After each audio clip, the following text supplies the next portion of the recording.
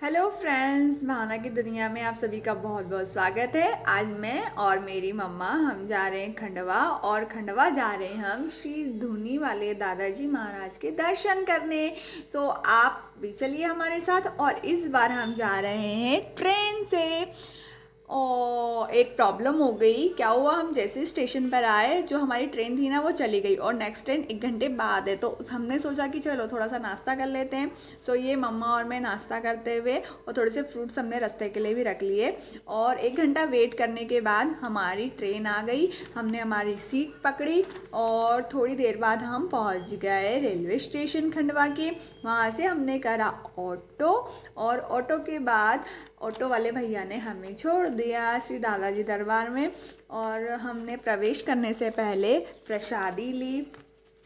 आपको ना यहाँ ज़रूर आना चाहिए। और मैं अपने आप को बहुत खुशकिस्मत समझती हूँ कि मैं दादाजी दरबार में, मतलब बचपन से ही आते हैं हम। हमारे नाना जी तो कुछ भी होता है ना, मतलब घर में हमारे शुभ कार्य कुछ भी होता है ना, सबसे पहले हम यहीं आते हैं। चाहे किसी की शादी हो, चाहे न्यूबॉर्न बेबी को दर्शन माथा टिकाना हो, हमारे नाना जी हमें बचपन से यहाँ लाते हैं। सो मम्मी और मैं भी हम गए श्री दादाजी दरबार दर्शन करने। आप भी कर लीजिए। जय हो धुनी वाले दादाजी की। भजलो दादाजी का नाम, भजलो हरिहर जी का नाम।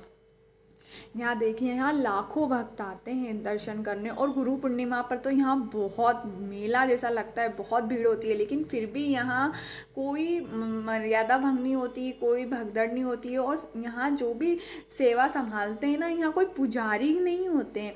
ये सब यहाँ शिष्य ही हैं दादाजी महाराज के। जो गुरु शिष्य की परंपरा देखना हो ना, वो उसको एक बार दादाजी दरबार में दर्शन करने ज़रूर आना चाहिए।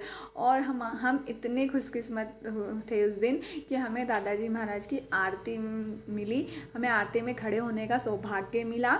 यहाँ माँ नर्मदा जी की आरती होती है। और फिर उसके बाद ये जो आप दर्शन कर रहे हैं ना, ये है धूनी माई। ये दादाजी महाराज के टाइम से अखंड जलती आ रही है। और कहा जाता है कि दादाजी महाराज प्रतिदिन धूनी माई के सामने बैठकर ही ध्यान मग्न होते थे। और खंडवा में दादाजी महाराज का समाधि स्थल है। और ये जो पूरा मंदिर है, ये छोटे दादाजी महाराज द्वारा बनाया गया है। यहाँ जितने भी नियम है ना, सब छोटे दादाजी महाराज द्वारा बनाए गए हैं, जो आज तक सब स्ट्रिक्टली फॉलो करते हैं। और ये जो आप देख रहे हैं ना, ये सब बड़े दादाजी और छोटे दादाजी की जब वो थे उस टाइम पर जो चीज़ें यूज़ करते थे ना, उन सब के मैंने आपको दर्शन कराए। और ये है श्री हरिहर सागर।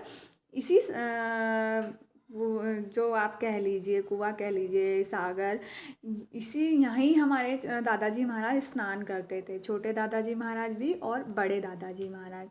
जय हो धुनीवल। देखिए आप कितने सौभाग्यशाली हैं जो घर बैठे दर्शन करने का मौका मिला है। और मेरी माने तो जब भी आप खंडवा आएँ तो हमारे दादाजी महाराज के दर्शन करने ज़रूर आएंगे। देखिए सिर्फ छोटे दादाजी महाराज, इनका देखिए विस्तार, इनका डंडा, वो डंडा घुमाते थे दादाजी महाराज। और बहुत महिमा है। जो जानते हैं ना, उन्हें तो पता ही होगा कि यहाँ की महिमा गाई नहीं जा सकती। और भारत को तो संतों की भूमि कहा जाता है। भगवान कहते हैं कि संतों के रूप में अपनी लीला करने आ जाते हैं, जन्म ले लेते हैं। और दादाजी महाराज को शिव भगवान का अवतार कहा जाता है, और छोटे दादाजी महाराज को विष्णु। वैसे ही बड़े दादाजी महाराज के समाधि स्थल पर बेलपत्र चढ़ाई जाती है, और छोटे दादाजी महाराज की समाधि स्थल पर तुलसी जी चढ़ाई जाती है। ये सब देखिए, आप दर्शन कर लीजिए अच्छे से। हम तो बहुत किस्मत वाले हैं जो आते रहते हैं दर्शन। और ये चरणामृत यहाँ प्रसादी में टिक्कड़ मिलता है, जो बहुत किस्मत वालों को मिलता है।